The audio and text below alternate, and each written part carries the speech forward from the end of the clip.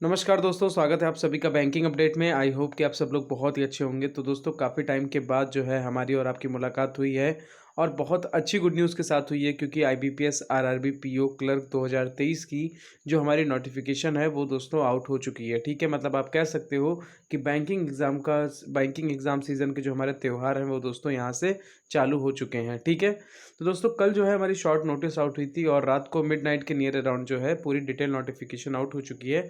तो detail notification में क्या क्या इंपॉर्टेंट चीज़ें हैं वो हम यहाँ पर डिस्कस करेंगे, लेकिन उससे पहले अगर आप चैनल पर पहली बार विजिट कर रहे हैं तो सब्सक्राइब कर लें और साथ ही साथ हमारा टेलीग्राम चैनल बैंकिंग अपडेट जरूर ज्वाइन करें। ठीक है, लिंक जो है मैंने डिस्क्रिप्शन में दे दिया है। तो इस बार की नोटिफिकेशन में उन्होंने शुरुआत में ही जो है इंडेक्स दे रखे हैं, तो यहाँ भी इन्होंने काफ़ी चीज़ें अपडेट की हैं नोटिफिकेशन के अंदर।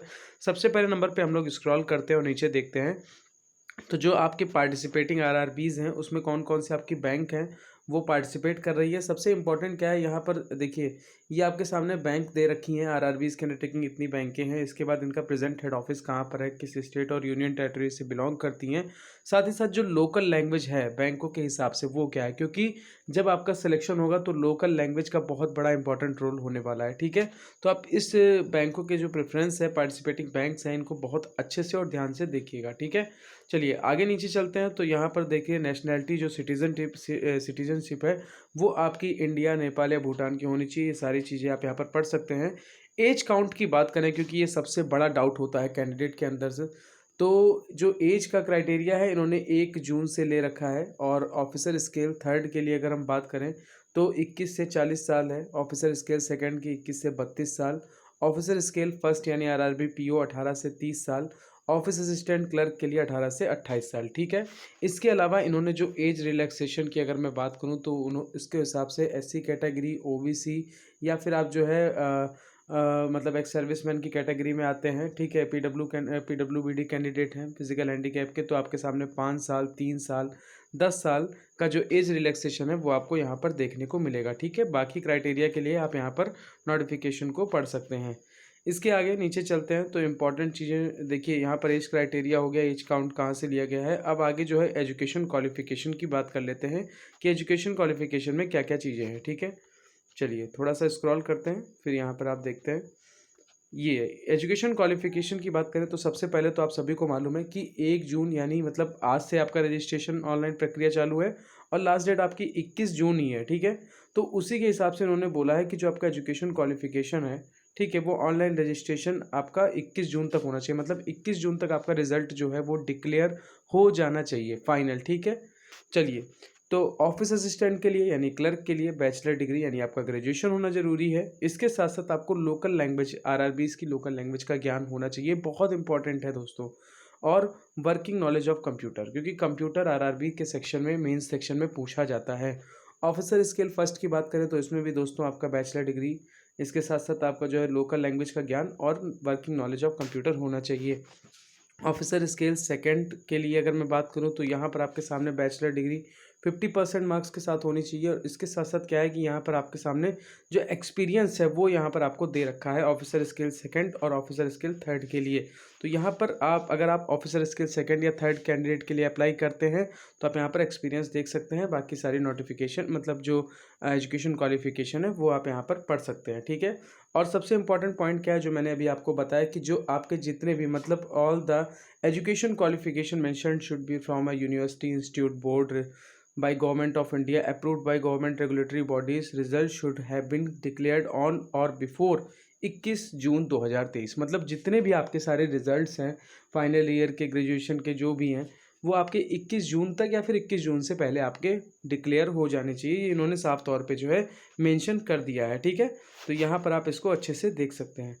बाकी प्रोफिशिएंसी इन लोकल लैंग्वेज के रिगार्डिंग इन्होंने देखिए यहाँ पर ये चीज़ें लिख रखी हैं। तो अगर आपके पास जो है मतलब 10th में अगर आपने उस लोकल लैंग्वेज आपके पास रही है, इंक्लूड हुई है 10th में या फिर 8th में, तो आप यहाँ पर जो है एलिजिबल हैं उस चीज़ को लेकर, वरना आपको एलपीटी देना पड़ सकता है। ठीक है, ये एक चीज़ रहती है।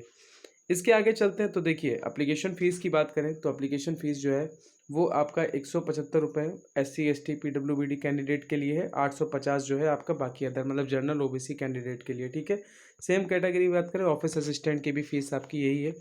आगे चलते हैं तो जो प्रक्रिया है मतलब ऑनलाइन एग्जामिनेशन आपका प्रीलिम्स है फिर आपका मेंस है। तो प्रीलिम्स के पैटर्न की अगर मैं बात करूं तो ऑफिस असिस्टेंट की बात करें तो रीजनिंग और न्यूमेरिकल एबिलिटी दोनों सेक्शन पूछे जाएंगे। ठीक है, नंबर ऑफ क्वेश्चन 40-40 है, मैक्सिमम मार्क्स भी 40 है, मतलब 80 क्वेश्चन 80 मार्क्स के, और आपका जो टाइम है ड्यूरेशन है वो आपका 45 मिनट्स है। ठीक है, इसके बाद अगर हम लोग बात करते हैं तो ऑफिसर स्केल फर्स्ट की, तो इसमें भी सेम चीज़ है, आपका रीजनिंग क्वांट है, 40-40 क्वेश्चन है, 80 मार्क्स, मतलब 80 क्वेश्चन आपके 80 मार्क्स के 40-40, और कंपोजिट टाइम जो है वो आपका 45 मिनट है।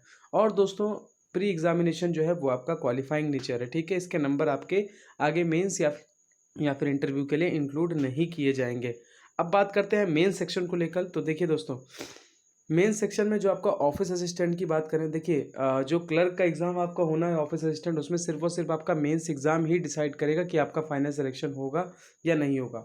तो इसमें आपका reasoning, computer, general awareness, English और हिंदी में से आपको एक लैंग्वेज चूज़ कर सकते हैं, क्योंकि आरआरबीज में सबसे बड़ा फ़ायदा स्टूडेंट को देखने को मिलता है। जैसे जिनकी इंग्लिश थोड़ा सा वीक है तो वो हिंदी को भी प्रेफरेंस दे सकते हैं, लेकिन ऐसा नहीं है दोस्तों कि इसमें हिंदी जो है वो आपकी सरल आती है, इसमें हिंदी का भी अपना एक अच्छा लेवल आता है।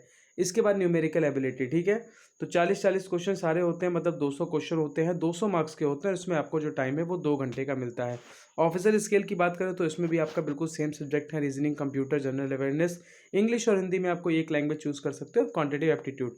लेकिन लेवल जो है थोड़ा सा ऑफिसर स्केल फर्स्ट और आपका ऑफिस असिस्टेंट के लेवल में थोड़ा सा अंतर रहता है। ठीक है, चलिए आगे बात करते हैं। तो देखिए ऑफिसर स्केल सेकंड और थर्ड के लिए तो आपका एक ही सिंगल एग्जाम होगा। ठीक है, जो ऑफिसर स्केल फर्स्ट का पैटर्न है वही चीज़ आपको यहाँ पर नजर आएगी। इसके आगे देखिए list of version of test medium of examination, मतलब जो मीडियम है आपका एग्जामिनेशन का वो यहाँ पर आपको मेंशन किया गया है। तो जैसे आप जिस स्टेट से बिलोंग करते हैं, जैसे मैं अगर बात करूँ तो मैं यूपी से बिलोंग करता हूँ, तो यूपी में जो हमारा मीडियम ऑफ एग्जामिनेशन है वो आपका इंग्लिश, हिंदी और उर्दू, इन तीन मतलब मीडियम में आपको जो एग्ज़ाम है वो देखने को मिल सकता है। ठीक है, आगे बात करते हैं। देखिए मैंने बोला ना सिंगल लेवल एग्जामिनेशन है आपका, वो भी ऑब्जेक्टिव ऑफिसर स्किल सेकंड और स्पेशलिस्ट कैडर के लिए, और यहाँ पर ऑफिसर स्किल थर्ड के लिए। ठीक है, इसमें सिर्फ और सिर्फ आपका एक सिंगल एग्जाम होगा जिस दिन ऑफिसर स्किल फर्स्ट का मेंस लगाया जाएगा। बाकी कट ऑफ स्कोर है। अच्छा, कट ऑफ की यहाँ पर बात करें तो हमारे ऑलरेडी आरआरबी पीओ और क्लर्क के प्रीवियस ईयर के कट ऑफ के वीडियोस चैनल पर पड़े हैं, तो आप जाके देख सकते हैं, उसमें मैंने पूरा डिटेल से और अच्छे से सारी जो कट ऑफ है वो मैंने समझाया है। ठीक है, इसके आगे चलते हैं। तो देखिए इंटरव्यू जो है वो आपका 100 मार्क्स का होगा और ऑफिसर स्किल फर्स्ट, सेकंड और थर्ड के लिए ही होगा। ठीक है, ऑफिस असिस्टेंट यानी क्लर्क की अगर मैं बात करूँ तो उसमें डायरेक्ट आपका मेंस एग्जाम है, देन उसके बाद आपका फाइनल सिलेक्शन है। तो बाकी सारी जो भी इंपॉर्टेंट चीज़ें हैं वो मैंने यहाँ पर कवर कर दी हैं। अगर कोई भी चीज़ जैसे छूट गई है तो आप हमें कमेंट सेक्शन में पूछ सकते हैं, मैं उसका रिप्लाई कर दूंगा। साथ ही साथ जो है वो मैंने जो डिटेल नोटिफिकेशन है वो अपने टेलीग्राम चैनल पे डाल दी है। ठीक है, तो प्रोविजनल अलॉटमेंट जो है वो आपका जनवरी में होता है, क्योंकि नोटिफिकेशन जून में आई है, और हर साल की तरह जो है 1 जनवरी को इसका फाइनल रिजल्ट आ जाता है। ठीक है, तो बाकी ये फ़ोटोग्राफ से रिलेटेड जो सिग्नेचर हो गया और काफ़ी सारी चीज़ें, हाउ टू अप्लाई, ये देखिए फ़ोटोग्राफ हो गया, लेफ्ट हैंड थंब हो गया, इन सारी चीज़ों में काफ़ी सारे कैंडिडेट गलती कर देते हैं। जैसे सिग्नेचर जो है यहाँ पर साफ साफ लिखा गया है कि कैपिटल लेटर में एक्सेप्ट नहीं होंगे, लेकिन बहुत से कैंडिडेट कर देते हैं, बाद में उनका फॉर्म रिजेक्ट हो जाता है। तो आप इन सारी चीज़ों पे गलती ना करें। ये डिक्लेरेशन दे रखा है जो आपको अपनी ही हैंड राइटिंग में करना है, और पेमेंट का जो यहाँ पर मेथड है वो ऑनलाइन है, वो आप देख सकते हैं। पेमेंट के रिगार्डिंग मैं ऑलरेडी बता चुका हूँ। इसके आगे चलते हैं। तो लास्ट में मैं आपको दिखा देता हूँ कि जो एक बार डेट्स का जो मतलब है, ये ऑनलाइन रजिस्ट्रेशन की अगर मैं बात करूँ तो आज आपका 1 जून है, और आज से आपका जो ये आप देख सकते हैं ऑनलाइन रजिस्ट्रेशन को लेकर, तो आज आपका 1 जून है और 21 जून तक लास्ट डेट है। ठीक है, मतलब आज से आपका फॉर्म फिलिंग स्टार्ट है 21 जून तक। तो मैं यही कहूँगा कि थोड़ा सा तकरीबन 1 हफ्ते तक आप वेट कर लीजिएगा, उसके बाद आप फॉर्म भरना स्टार्ट करिएगा। ठीक है, और यहाँ पर पेमेंट को लेकर भी आपका यही सेम डेट है, और कॉल लेटर जो प्री एग्ज़ाम ट्रेनिंग जो होती है वो 10 जुलाई से स्टार्ट हो जाएंगे।